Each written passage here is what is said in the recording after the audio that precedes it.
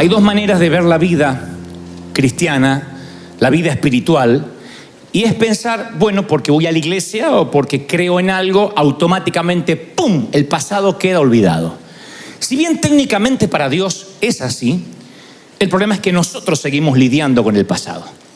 Y de allí que cada domingo, por lo menos durante los últimos, Dios nos viene hablando de sanar esas heridas. El domingo pasado yo les decía una frase que acuñó mi mamá, que ninguna herida tapada cura bien. Aunque uno le ponga una curita, un apósito, ninguna curita tapada finalmente se va a sanar, porque empieza a ponerse pútrida, porque se empieza a infectar, y eso también va para todos los órdenes de la vida. Creo que cuando uno se reconcilia con sus heridas, con sus laceraciones, con lo que ha pasado, tiene oportunidad de sanar. Lo cierto es que cada adulto, cada ser humano que transita la vida adulta, la adultez, no deja de ser otra cosa que el niño que lo precedió. Es algo que no podemos olvidar. Y es algo que me interesa mucho recalcar porque tiene que ver con nuestra sanidad interior, con nuestra autoestima sana, que es la única manera que uno puede hacer para amar a Dios. Sanarse para de ese modo amar al prójimo y amar a Dios, si no es imposible. Entonces siempre la edad adulta está enraizada en la niñez, en cosas que nos pasaron, las buenas, las malas, los buenos recuerdos, los no tan buenos. Y las disfunciones adultas han sido modeladas, han sido influenciadas por los tutores, por la presencia o por la ausencia de nuestros padres. Fuimos modelados de alguna forma. Yo mantengo esa opinión porque no dejo de ser el niño que fui en un cuerpo de adulto. O sea, soy un niño que creció como la mayoría de los que estamos acá. Y la ausencia, la presencia paternal determina de alguna forma nuestra manera de pararnos en la vida. Lo que hacemos está confirmado por sociólogos, por psicólogos, que cualquier cosa que uno haga en la edad adulta como un patrón, de una manera repetitiva, tiene que ver con una raíz de la niñez. Y yo ayer, mientras que escribía este mensaje, yo pensaba ¿qué habrá pensado? ¿Qué recuerdos obsesivos de la niñez habrán atormentado a Adolfo Hitler, por ejemplo? Sin ánimo de justificarlo, nunca justificaría a un genocida. Pero me pregunto si alguna vez cuando niño hubo algo, un punto de inflexión, un quiebre, que después devino en el adulto que todos conocimos. Quizá no, pero digo, ¿qué recuerdos de la niñez tendría? ¿Qué crianza? Y así como pienso de él, pienso también qué afectó la vida de Martin Luther King, de Abraham Lincoln, por mencionar figuras épicas de la Unión Americana, que habrá delimitado, programado la vida de Mahatma Gandhi, que habrá hecho que Nelson Mandela fuera quien es, luchando con el apartheid, luchando con tantas cosas que estaban enquistadas en el mundo, y el mundo nunca va a ser igual, nunca será tal como lo conocíamos después de Mandela. Pero ese Mandela alguna vez fue niño, y si uno investiga arqueológicamente en sus biografías, descubre que eran niños algunos que sufrieron, otros que se criaron sin padres, algunos capitalizaron el dolor, usaron el dolor para bendecir a otros, otros salieron a la vida enojados, heridos, víctimas también, pero a herir a otros para cobrarse de alguna manera lo que suponen que la vida les debe. Lo cierto es que yo creo más que nunca que la presencia de un padre, de un tutor, de una tía, de una abuela que nos haya criado puede originar en nuestras mentes, la presencia o la ausencia, un pensamiento recurrente, un pensamiento obsesivo.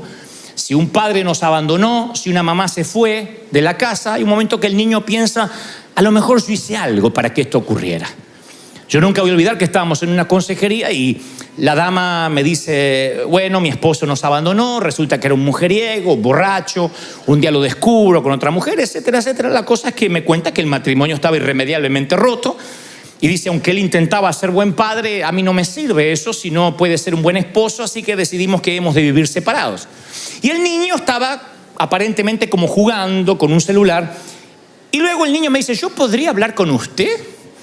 Así que le pido a la dama que me deje a solas unos minutos con él y el niño me dice, mire, yo no sé qué contó mi mamá porque no prestaba atención, pero la culpa que papá se fue es mía.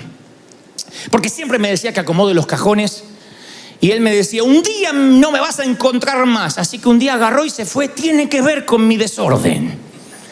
O sea que el chiquito se había hecho cargo de lo que había ocurrido en el matrimonio de sus padres cuando él era simplemente una víctima pasiva. Y yo digo, suficiente estrés tiene un niño con la vida de infante como para que encima tenga que cargar con la culpa de algo que él no pidió, que él no generó. Ahora ustedes dirán, bueno, ese niño tarde o temprano se va a dar cuenta que su padre no se fue necesariamente porque él no acomodaba los cajones. Sí, algunos sí. Otros crecen, pero se vuelven gente más pequeña. O sea, se vuelven adultos, pero su manera de razonar sigue siendo infantil. Claro, ese niño cuando sea grande lo más probable no es que diga, se fue porque yo no acomodaba los cajones, pero en el subconsciente lo más probable es que quede una mancha de culpa. Sí, yo algo tuve que ver. ¿Por qué lo sé? Porque también alguna vez hablé con una mujer de 40 y tantos que me dijo, ¿sabes? Yo creo que si yo no hubiese nacido, mis papás seguirían juntos. Porque mi mamá me confesó que fue el embarazo el que hizo que ellos se pelearan. Y esta dama cargaba con una culpa de haber nacido, lo cual es una crueldad absoluta. Y esos procesamientos mentales que uno mantiene de adulto, esa manera infantil de pensar, es la que hace que nunca podamos sanar la estima. Entonces un día el apóstol Pablo le escribe a la iglesia de Corinto, le dice en Corintios 13:11, cuando yo era niño, hablaba, pensaba y entendía como niño. Mas cuando fui hombre, dice el apóstol Pablo, dejé lo que era de niño. Él hace especial, le pone un especial interés casi quirúrgico a las tres palabras. Él dice, yo hablaba, pensaba y entendía como niño. Lo cual está diciendo que cuando afrontó la vida de adulto, cuando hizo el crossover, cuando cruzó a la vida de adulto, dejó de hablar, de entender y de pensar como un niño. Yo hablaba cuando era chico. Mi madre me escuchaba muy atentamente cuando yo hablaba, lo cual era un lujo en nuestros tiempos. Acuérdense que yo nací en el siglo pasado. Algunos dicen, ay, los millennials. Yo no soy millennial, yo soy sesentennial de aquel tiempo. Y había algo maravilloso que hizo especial a la vieja, es que ella me prestaba atención. Y eso honraba mi opinión. Ella decía, a ver, Dantecito, contame. Y eso hacía que honrara mi opinión. Yo tenía alguien que me escuchara. Porque provenimos algunos de una generación donde los niños no podíamos hablar. No hable, que están hablando los adultos, decía la vieja. Como diciendo, tu opinión no importa. Están hablando los adultos, vaya para afuera. Entonces yo entendí que mi opinión no valía, para mi papá no valía, pero mi mamá de tanto en tanto enriquecía mi autoestima. Porque me decía, ve, Dantecito, contame. Y me hacía creer que mis ideas eran importantes. Como les dije, mamá tenía 6º grado de la escuela primaria, pero no por eso dejó de ser autodidacta. Entonces tenía toda una biblioteca en casa que nos puso a disposición. Y ahí estaba Charles Dickens, Mark Twain, Emilio Salgari. Y ella decía, lean todo, con voracidad, ficción, ensayos, todo, libros de química. Y era lo único que había en casa, no había iPad, no había conexión satelital. Entonces leíamos con voracidad, con desorden. Y ella decía siempre, ahora quiero que me relates un propio cuento. Contame un cuento mientras que yo lavo o plancho. Y entonces mi capacidad narrativa empezó a desarrollarse. Yo decía, había una vez un niño muy pobre, que el padre no le compraba nada, pero la madre le compró una bicicleta. Yo para ver si se sentía aludida la vieja. Nunca se dio por aludida, siempre pareció era ficción. Pero mi mamá era el mejor público para contarle un chiste, por ejemplo. Entonces yo le decía, mamá, te voy a contar un chiste. Y la vieja se reía alta. Le digo, pero no te lo conté. Le digo, no, pero va a ser gracioso. De allí yo que en toda la oratoria, en la dialéctica, siempre pongo una humorada, porque siempre siento que mamá se sigue riendo. Mi mamá no importaba la narrativa. El saber que era un chiste ya se despanzurraba de la risa. Y a mí me gustaba. Entonces cuando no tenía chiste los inventaba. Y ella, aunque el chiste era pavo o chistonto, hacía que se reía. La cosa es que yo sentía que cuando hablaba mi opinión era valorada. Jesús se pasó hablando 7 días sin parar, se metió en el templo y hablaba con los maestros de la ley. Tenía unos 12 años. Y dice la Biblia que los eruditos no podían creer su respuesta en lo que él hablaba. Así que creo que eso sana la estima de un niño cuando puede hablar. Y Pablo dice, yo hablaba como niño. Pero lamentablemente muchos de nosotros no fuimos escuchados. Cuando hablábamos no importaba tanto nuestra opinión. Y eso no es lo importante en sí o lo más grave, sino que algunos han perdido la capacidad de comunicación. Entonces cuando uno se hace adulto ya no habla y empieza un poco a parecerse a aquel padre que tampoco hablaba. Algunos perdieron la capacidad de comunicarse. Yo digo siempre que las mujeres celebran su feminidad. La celebran porque se cambian los maquillajes, se ponen esto. Y los hombres a veces no celebramos nuestra masculinidad. Somos aburridos, creemos que eructar y tomar cerveza nos puede hacer machos. Sin embargo, no es solo eructar, es decir, bueno, yo tengo que crecer intelectualmente, espiritualmente. Lo cierto es que en algún momento perdemos la capacidad de comunicarnos porque nos dijeron, cállese la boca, quédese quieto, no hable. Y eso se nos va metiendo en nuestro corazón y un día perdemos la capacidad de decir lo que nos pasa. Se nos graban frases, los machos no lloran, no lloren. Entonces nos marcan la manera en que hablamos o no hablamos cuando éramos niños. Yo estoy seguro que si mamá no hubiese sido mi primer público de uno, yo estoy seguro que no estaría hablándoles a ustedes esta mañana o esta tarde. Estoy convencido, no hubiese desarrollado mi capacidad narrativa. Y aunque no era un orador a los 8 o 9 años, yo sentía que a alguien le interesaba lo que yo podía decir. De otro modo me sentía que no tenía voz, que no podía comentarle a nadie. El apóstol Pablo sigue diciendo, no solo hablaba como niño, sino que pensaba como niño. Y esa también es una declaración poderosa, porque para lo que un niño puede ser normal, para un adulto puede resultar, si sigue pensando como un niño, algo fatal. El hombre que crece o la mujer que crece y sigue siendo un niño, lo único que cambia es el precio de sus juguetes. Pero tiene juguetes más caros. No tienen que decirme que sí, ni me hagan así con la cabeza como pasó en el primer servicio. Pero díganme, mujeres, si a veces no miran a su marido y dicen, pero este no creció. Cuando se pone caprichoso, y no una vez, sino cuando tiene un patrón de capricho. ¡Ay, que yo quería, no voy a comer eso! Decís, señor, te lo llevas o te lo mando, ¿para qué vive? ¿No? Y también pasa con las mujeres. Tampoco le quedó grande la yegua. Podemos hablar de la yegua también. Las mujeres también, hay mujeres que, aunque se visten con tacos altos y usan rímel y maquillador y bolsos caros, siguen ocultando una niña caprichosa, donde cree que el marido o el esposo le tiene que dar, o el novio, todo lo que papá me daba. Y hay personas que son así, no crecen nunca. Piensan como niños a pesar de que tienen un cuerpo adulto. Y cuando sienten que son niños y que se merecen que le pasen las cosas, empiezan a veces las adicciones, el querer llenar ese hueco de alguna manera.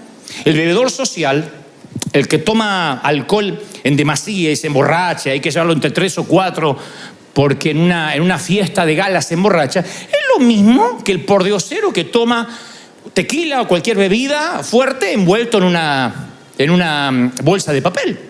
Lo que cambia es el precio del juguete, pero los dos son adictos.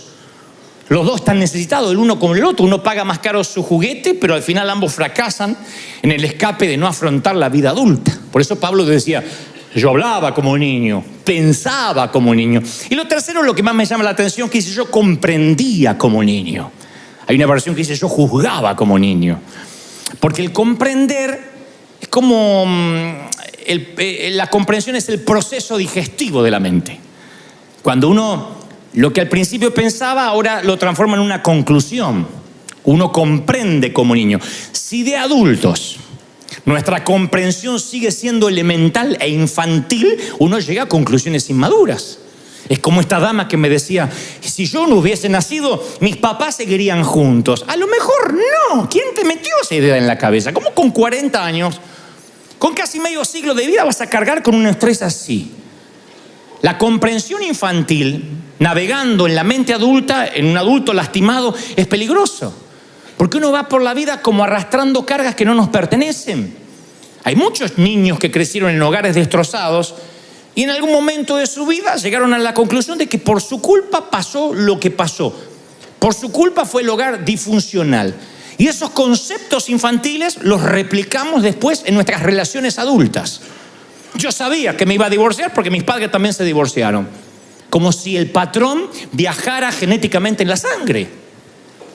Como si los errores de los padres necesariamente tienen que repetirse en los hijos. Y esas percepciones y esas conclusiones producen una vida de inseguridad. Uno no se puede parar bien en la vida porque siente que va a repetir lo que le pasó a los padres. Otros arrastramos heridas infringidas a veces por verborragia, por palabras infringidas por otros niños. En nuestro tiempo navegabas en el bullying. ¿Alguien se acuerda de esto, sí o no? ¿Cuándo tu papá te iba a defender de un bullying? Vamos a hablar con la maestra, te cambio de colegio. Mi papá decía, algo habrá hecho. No, pero me dicen, ¡ey, defiéndase! Pelee, mi hijo, me decía mi papá. El tema es que yo era peso lástima. No podía pelear con nadie. Peleé y gana. No era que los padres iban y hacían un escándalo porque hicieron un bullying a mi hijo. Navegamos en el bullying. Y ustedes saben las frases crueles de los niños. Al gordo se le dice gordo, al petizo petizo, al orejón orejón. A mí me decían muerto, cadáver, zombie. Hay días que me levantaba ojeroso y yo era este muerto de ¿cómo se llama? De la película mexicana, la última de Pixar. De Coco. Yo era la vieja de Coco. Yo estaba del otro lado. Era Coco. Decir que Coco no estaba, gracias a Dios. Dios fue afortunado conmigo, fue bueno, porque si no me hubiesen dicho Coco. Me decían de todos los sobrenombres. Y ustedes dicen, te sobrepusiste. Pero me costó horrores. Porque uno después en la vida se para conforme esas palabras que te marcan. Claro, insisto, uno llega a la iglesia y te dicen, no, olvídese de todo, eres nueva criatura, un especial tesoro en las manos de Dios. Sí. Pero uno no deja de tener enraizado en la niñez frases, epítetos, adjetivos y esos avatares de la vida, esos infortunios que en algún momento nos redireccionaron, ni hablar de un abuso, ni hablar cuando un ser querido, cuando un pariente querido, entre comillas, te robó lo más preciado que tenías, que no era necesariamente la virginidad, sino la inocencia. A partir de allí, como dijimos hace unas semanas, quedas atascado entre dos pisos. Porque la niña a la que molestan o le invaden su sexualidad, luego se siente una vieja con otras niñas, pero a la vez una niña entre las mujeres grandes, y queda toda su vida sintiendo que algo generó. Más cuando le dicen que se calle para que ni siquiera pueda formar parte de una estadística. Y van por la vida dolidas y llevando esa mentalidad de adulto, infantil, a la vida de adulto, que es lo peor. De allí que les cuesta a mucha gente relacionarse con Dios. ¿Cómo puedes hablarle a Dios a una persona que tiene heridas infringidas? Hasta nuestra sexualidad puede cambiar o queda afectada por cientos incidentes. No podemos desconocer esto. Pero como el tema de este mensaje no es para que nos suicidemos todos en masa, porque me están mirando diciendo, ay, ¿cuándo nos matamos? La pregunta, esa es la patología. ¿Cuál es la terapia? La terapia es cómo reconstruimos la vida. Ojalá tuviéramos una máquina del tiempo. Yo digo siempre, daría lo que sea por ver a Dante. Cuando tenía 8 años le diría, flaco, todo va a salir bien. Algunos de estos sonsos van a hacer fila para escucharte alguna vez.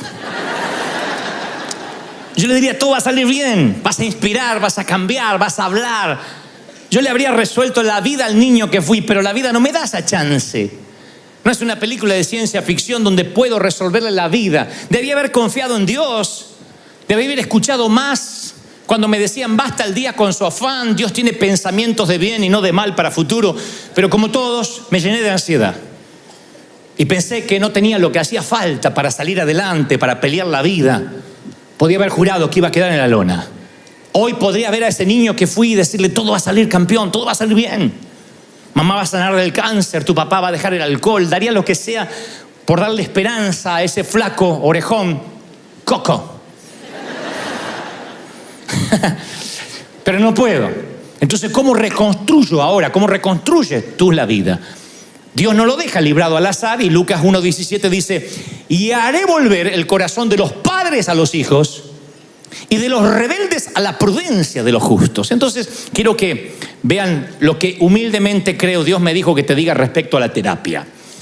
Yo tengo hijos, como algunos aquí. Cualquiera de mis hijos lleva mi sangre y se para en mis huesos. Ese hijo es mi boleto para la próxima generación. Es mi chance, mi segunda chance y oportunidad de lograr algunas cosas. Cuando digo lograr algunas cosas no es proyectarme vicariamente en él. O sea, como yo no pude ser abogado, lo voy a hacer que él sea abogado. Porque los hijos son cartas en blanco para escribir. No son cartas en blanco para escribir que uno los hace imagen y semejanza. Los hijos son libros para decodificar.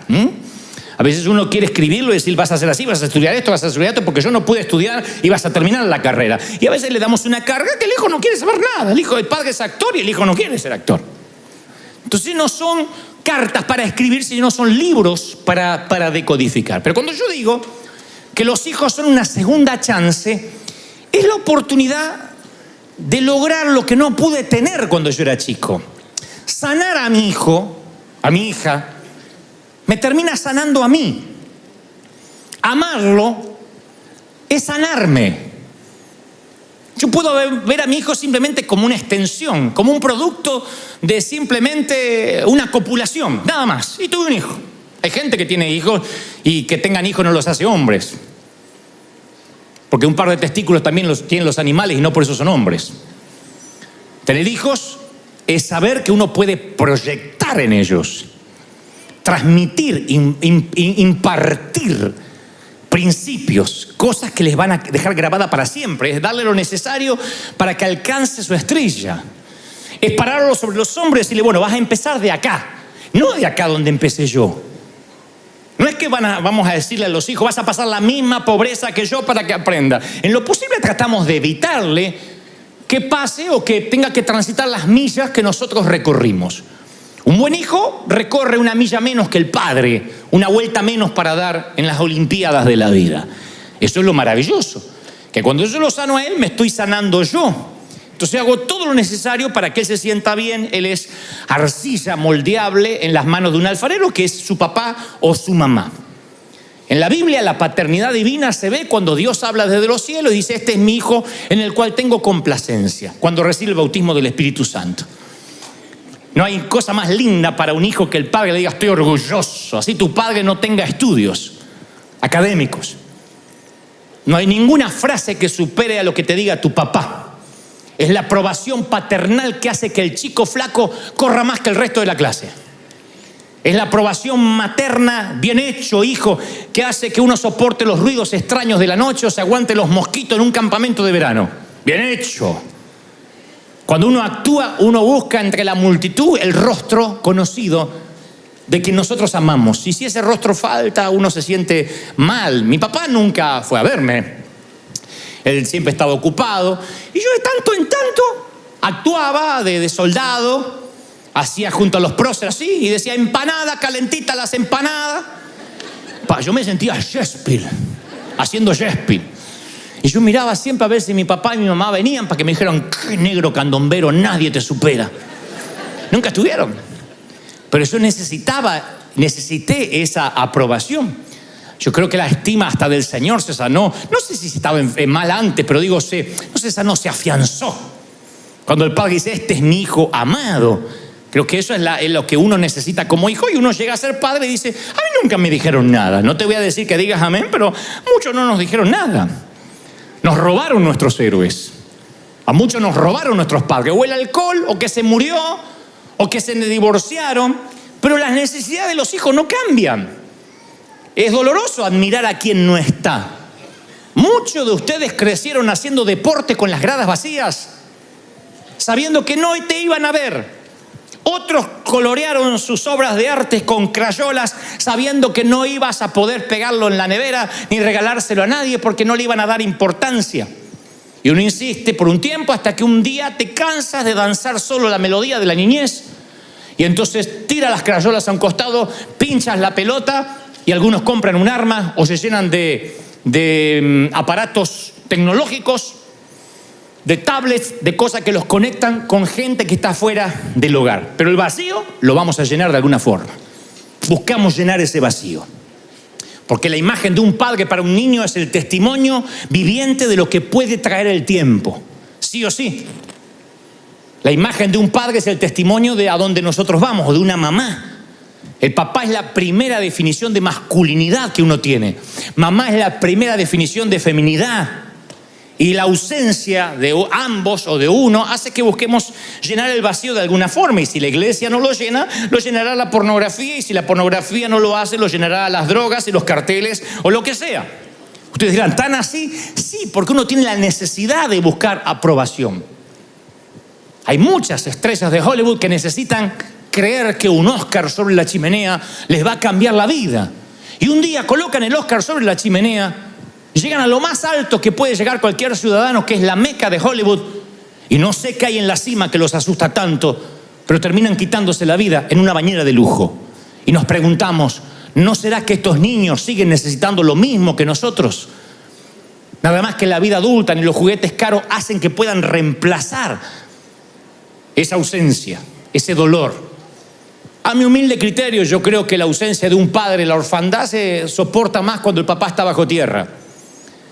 El peor sentimiento de orfandad es cuando tu papá duerme en el otro cuarto y te sientes solo. Cuando no sientes hogar, cuando te sientes un corazón sin techo, eso es lo más duro.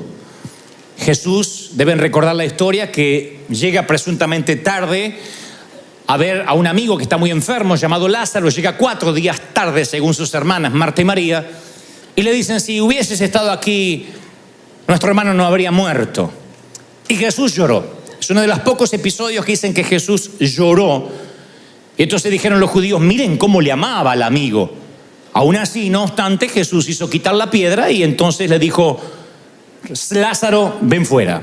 Y resucitó al amigo. Entonces, mi idea de un héroe, mi humilde idea de un héroe, es alguien tan tierno, lo suficientemente tierno como para llorar en el funeral de un amigo, pero lo suficientemente fuerte para resucitar lo que está muerto. Fue tierno para respetar la debilidad y el dolor de las hermanas de Lázaro, Marta y María, sus amigas en común. Pero después asumió la responsabilidad y dijo: bueno, a resucitar lo que está muerto, no a quedarnos a llorar. No sepultó el trauma y dice: Jesús lloró y a partir de ahí se murió triste. No, dijo: bueno, ya lloré, ahora voy a resucitar a mi amigo. Esto en todos los órdenes de la vida es igual, no se puede llorar todo el tiempo. Yo tenía una tía que vivía llorando.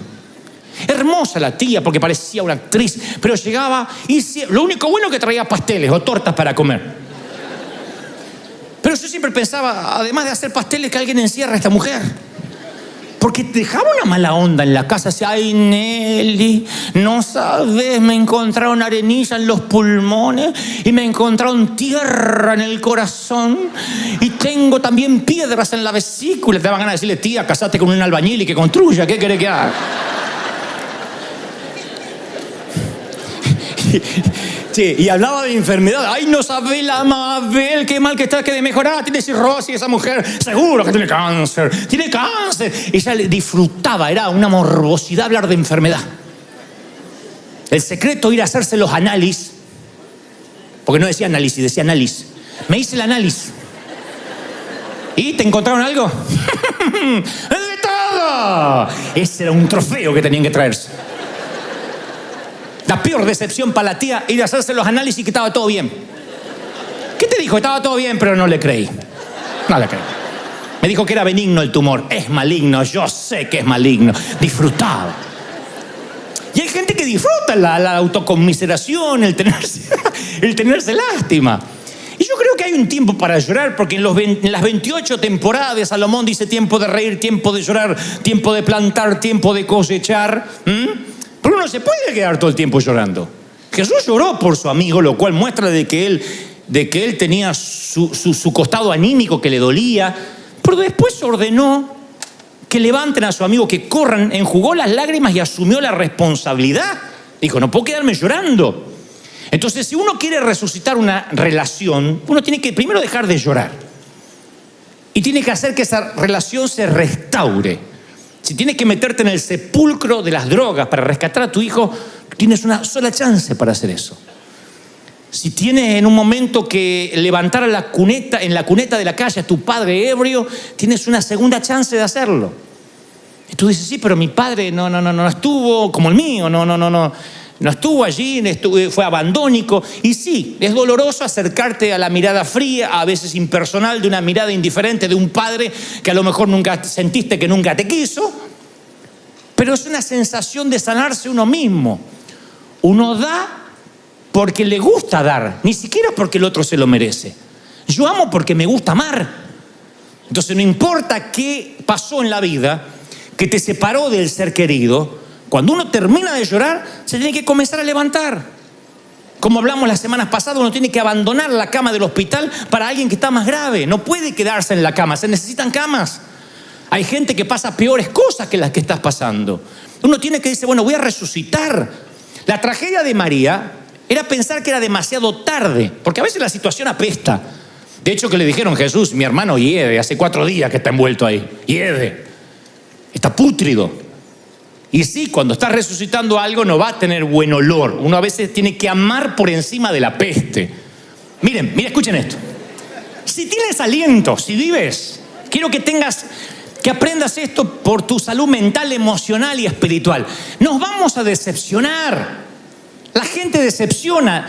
¿Por qué? Porque nosotros decepcionamos. No se puede vivir diciendo yo amo al que no me decepciona.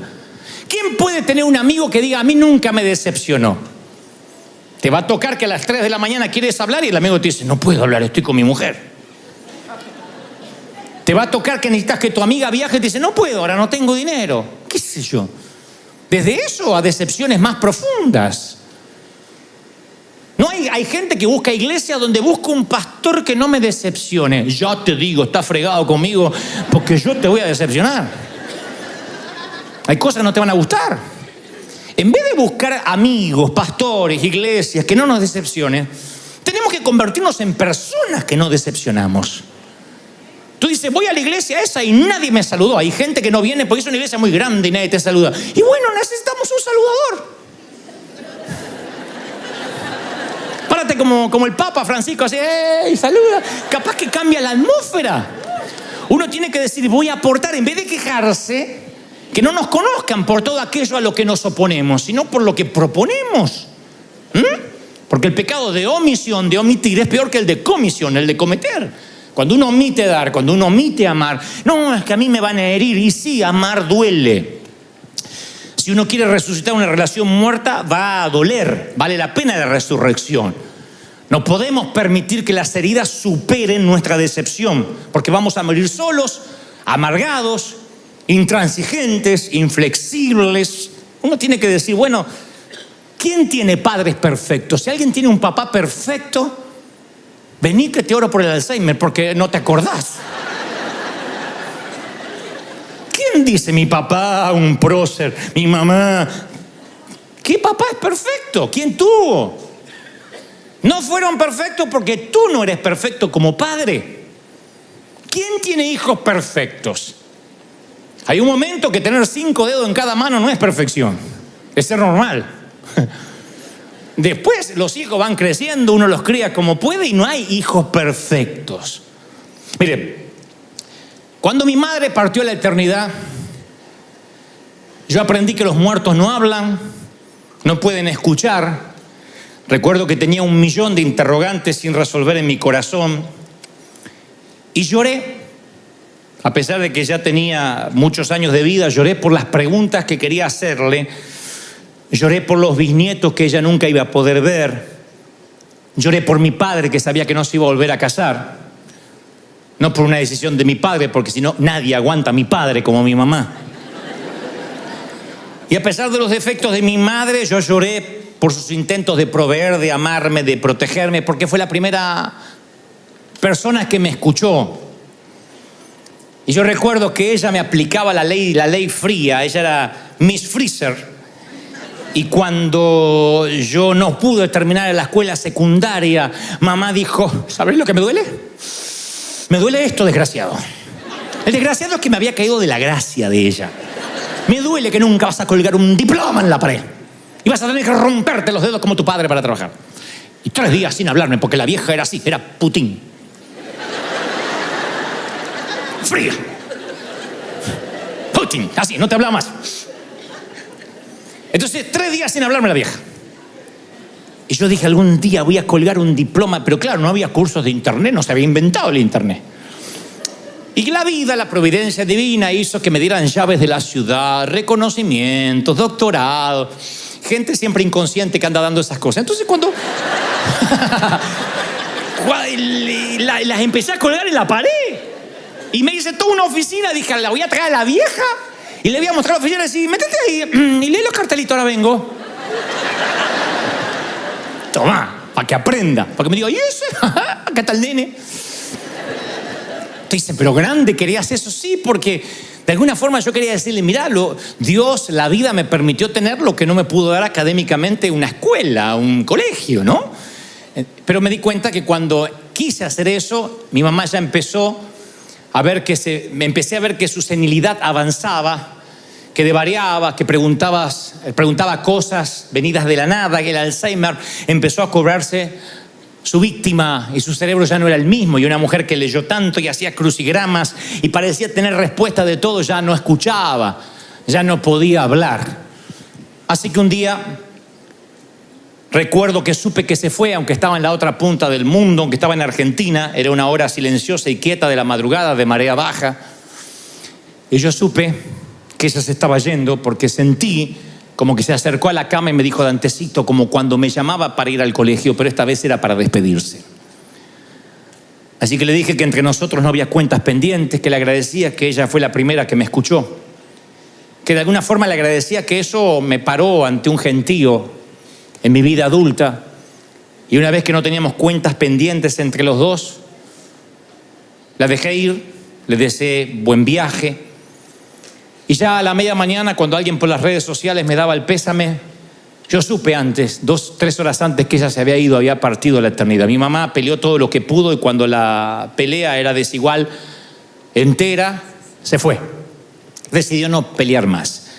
Ahí es cuando entendí que ya no puedo hablar más con mamá hasta que me la encuentre en la eternidad. El gran ausente es mi padre, o lo fue, quien sigue vivo.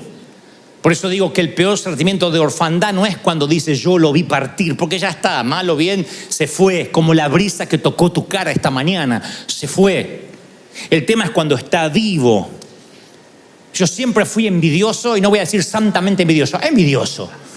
De esos equipos de padre e hijo, de esos padres que se revuelcan en la alfombra con sus hijos, le hacen cosquillas en la panza porque no lo tenía.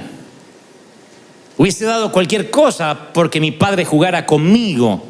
Y cuando yo veo un padre malo, bien, sexagenario, septuagenario, que tiene sus orejas grandotas, porque vieron que cuando nos vamos envejeciendo las orejas nos crecen como los cocker. Uno escucha menos, pero la oreja se va agrandando. Y otras partes que no te voy a contar, porque también se van agrandando, no sé para qué. Y a mí me dan ganas de decirle, no importa, eres bendecido, que lo tienes. Porque el verdadero ausente no es el que murió, sino que no importa cuán deteriorada pueda estar la relación con tu padre o con tu hijo, yo creo que si uno encuentra la manera de resucitar eso, uno también deja de llorar, uno se sana a sí mismo. Yo por lo menos tengo recuerdos con mi padre, pero hay algunos que jugaron toda la vida en los campos de fútbol de la vida y nunca vieron entre las gradas el rostro que les gustaría. Yo he estado ante un gentío en un estadio, te confieso, yo una vez le dije a mi papá, papá, esto va a sonar muy argentino, muy petulante, pero te lo voy a contar cómo pasó, porque era la manera que mi papá entendiera, aunque ustedes lo tomen como falta de humildad. Le dije, papá, voy a hacer un evento, un show en River Plate, en el Monumental, el estadio más grande de Buenos Aires. ¿Y es lejos? Es como media hora de acá, pero te llevo. Ah, muy lejos, hay que estar parado. Papá, River lo llenaron los Rolling Stones. ¿Y U2? ¿Quién? Peor todavía. Billy Graham. Y yo voy a estar ahí. La gente va a llenar el estadio para escucharme hablar. ¿Y no van a sacar fotos? Sí. Tráeme una foto, me dice el viejo.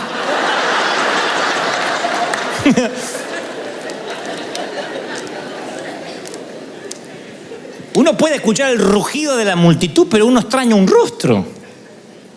Ahora usted dice, bueno, yo también, a mí también me pasó. Un día dice David, el rey David le dice a Jonathan, mañana es nueva luna y serás echado de menos porque tu asiento estará vacío. 1 Samuel 20:18. Entonces yo pienso que si uno puede llenar el asiento vacío de la vida, tiene que hacerlo. Aunque tengas que desintoxicar a tu papá para que te escuche un rato. Daría lo que sea por 5 minutos con la vieja, pero no con Alzheimer. Porque los últimos años me decía, ¿fuiste a la escuela? Mamá, ya no vi más. Abrigate. ¿Fuiste a la escuela? Se ve que cuando yo no le colgué el diploma, dijo, a este lo meto en la escuela y lo dejo encerrado ahí.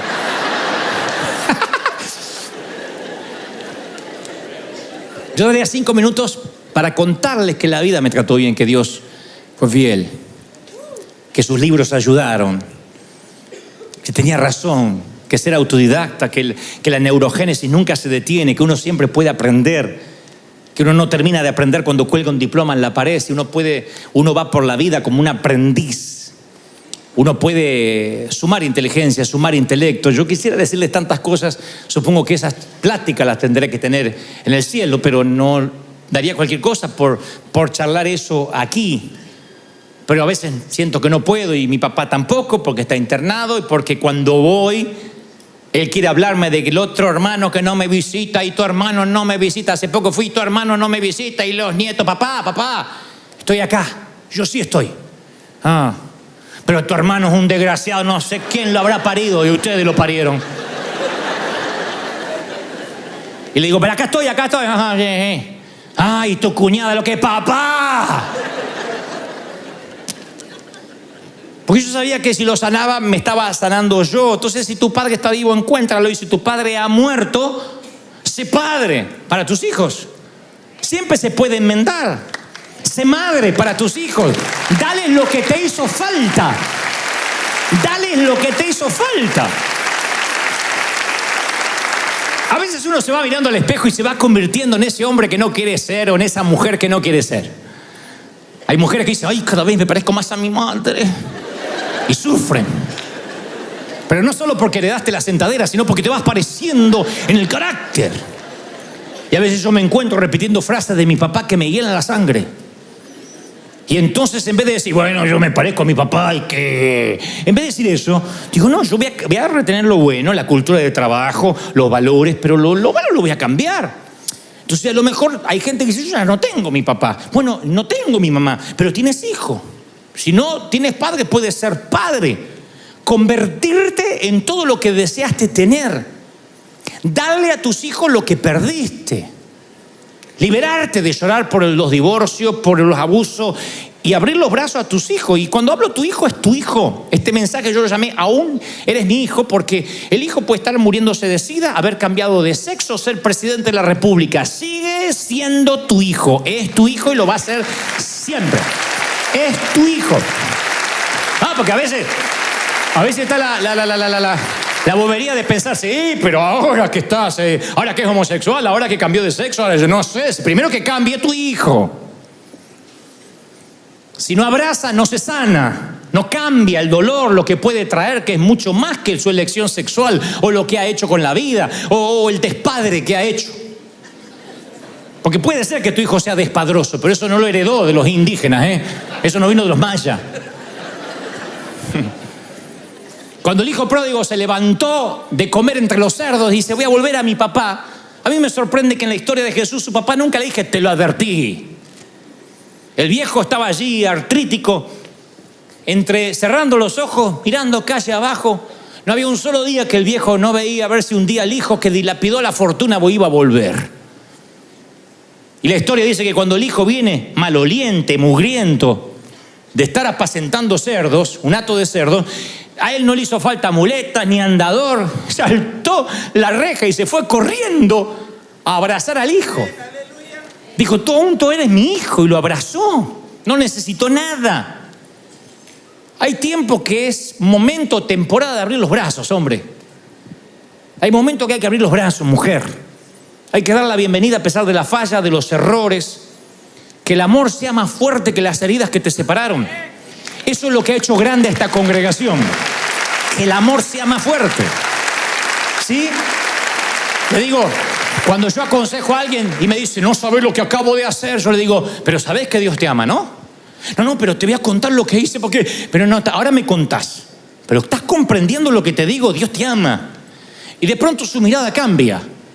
Porque a veces pensamos que estamos más cerca de Dios si vamos más a la iglesia, si vamos a la comunión, si vamos a la misa.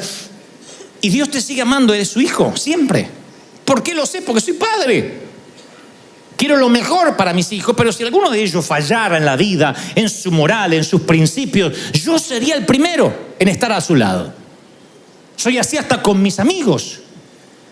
A veces me dicen, ¿cómo te sacás foto con ese político corrupto? Porque es mi amigo, que tengo la culpa que se hizo político y corrupto. Es mi amigo. Y los amigos están en las buenas, en las malas, y yo voy. Y aunque me consta que ahorcó a la suegra, con ganas de felicitarlo, yo voy ahí y me quedo con él. Porque es mi amigo.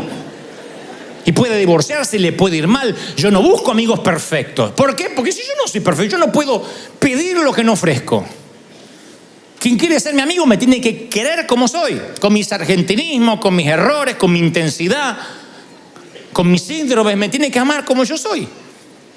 Me molesta cuando alguien me dice, cambia para que te acepte. ¿Y por qué tengo que cambiar si no sos la Madre Teresa vos tampoco?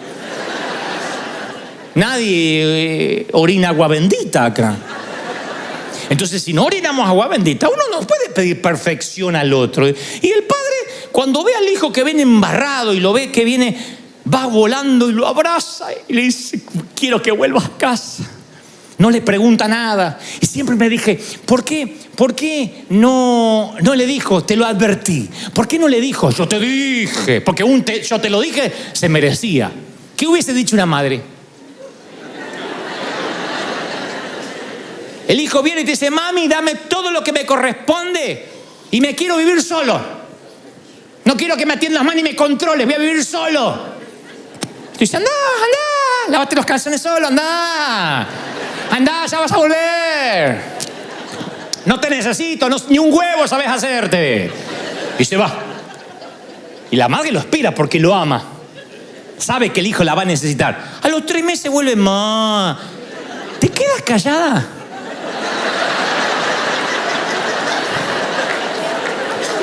Ay, las Teresas Calcuta. Ay, no, yo la amo. ¿Te quedas callada? No. Mira, ahora que te bañaste, quiero que hablemos. Te lo dije, es como un placer que le sale de acá. Hasta que no lo vomite, ella no va a estar bien. No estoy dejando exento a los varones, pero digo, las mujeres, yo porque tuve mamá, son así. Te lo dije. Porque aparte son profetas, te vas a caer, te vas a romper la cabeza y cómo me voy a reír. ¡Paf! Y claro, Walter Mercado, reencarnar.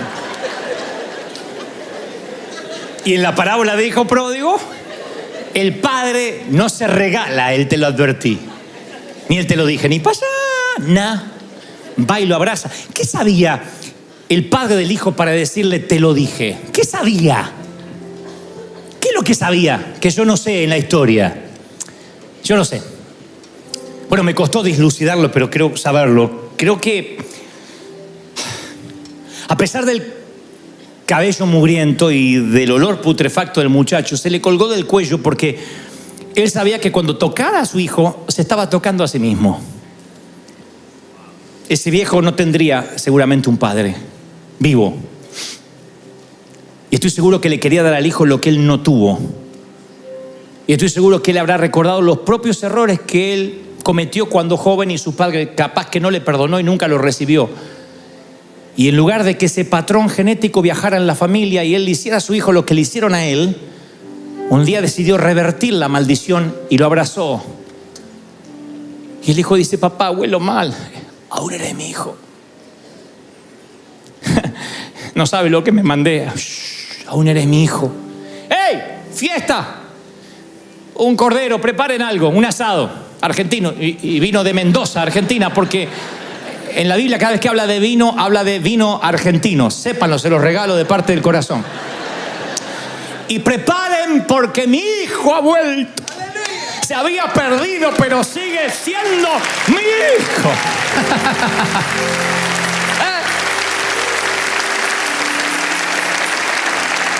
Así que, mi querido, yo quizás no sé si tienes papá vivo o no, o si eres padre, pero de algo estoy seguro, eres hijo. Lo que puedes no tener es un hogar. Puede que seas un corazón sin techo que navega a los 40, a los 50, a los 60 y quiero decirte bienvenido a casa. Aún eres mi hijo, aún eres hijo de Dios, aún puedes sentarte a la mesa. No saben cómo me cambió a mí la vida cuando empecé a ver a Dios así. Porque la religión me ponía un montón de condiciones. Bueno, si vas a hacerte cristiano tienes que dejar esto, adoptar esto, cambiar lo otro. Y un día alguien me dijo, no, a ver si nos entendemos. Dios te ama porque eres hijo. Dios te ama lo que sea. Después por amor vas a cambiar. Por amor vas a enmendar. Por amor vas a querer honrar el amor que te dan. Pero la fidelidad no surge como resultado de una condición eclesiástica o de una denominación. El amor y la fidelidad surge a partir del amor, cuando uno se siente amado. Y a lo mejor hace tiempo que extrañas el abrazo del padre, del viejo. El abrazo del que te dice, bien campeón, bien hecho muchacho, bien hecho pequeña. Y si tuviste la fortuna que fue un buen papá, lo recuerdas. Y te hace falta, yo sé, nos hace falta. Pero uno puede enmendar, uno no puede llorar en la puerta de la tumba de lo que nos pasó, de lo que pudo haber sido, de la vida que pudimos haber tenido. Ya está. Lo que pasó, pasó, viviste, como digo siempre, como pudiste. Cada uno hizo lo que pudo. ¿Quién es buen padre acá? ¿Quién dice yo soy excelente padre? Nadie. Cuando aprendemos a ser padres somos abuelos. En aprender a vivir se nos va la vida, decía Joan Manuel Serrat. Y yo lo creo. Uno hace caminante al andar. La cosa es que uno tiene que enmendar como padre. ¿Qué importa si en esta historia eres padre o eres hijo? Trata de enmendar. Porque tus padres, si los tienes, se irán como la brisa de la mañana. Y si tienes hijos, Dios te da una chance. Sé ese cómplice, ese amigo. Por lo menos yo intento torpemente ser el padre que no tuve. Trato que mis hijos encuentren en mí alguien en quien pueda confiar. Y tal vez algún día ellos hablan de que no lo fui. Pero nunca dirán que no lo intenté. Nunca dirán que no puse cada átomo de mi ser, cada fuero más íntimo de mí en tratar de enmendar. Yo no voy a llorar por la vida, por las cosas que me faltaron, por las tablets que no tuve, por el internet que jamás soñé tener. Yo voy a celebrar que estoy vivo y a tratar de enmendar, de inspirar, de ayudar, de amar. No permitir que mis heridas interfieran en el camino del amor. Mi querido, la vida puede que te haya tratado mal, yo lo sé. Yo desconfío del que no cojea, porque si has vivido lo suficiente, tienes cicatrices. Y esas cicatrices de alguna forma hacen al hombre o a la mujer que eres. Lo cierto es que un día llegas y tienes que decidir. Si vivir mirando hacia el pasado, conducir un automóvil, mirando por el espejo retrovisor, seguramente vas a estrellarte. O decir, de tanto en tanto voy a mirar y enmendar. Tus padres no te hablaron, habla con los tuyos. No te amaron, da amor. No te dieron, rompe ese egoísmo dando, porque eso es lo que tú eres. Y si la vida te da esa chance de cambiar, vaya, eres afortunado, eres rico. Porque rico no es el que más tiene, sino el que menos necesita. Y si tú puedes andar por la vida dando, bendiciendo, enmendando, aunque tengas que hacer yo como con mi viejo, escúchame, estoy acá. Hijo, estoy acá. Es que la vida te da una segunda chance. Dale un aplauso maravilloso al Señor de señores. Si crees que Dios habló, vamos.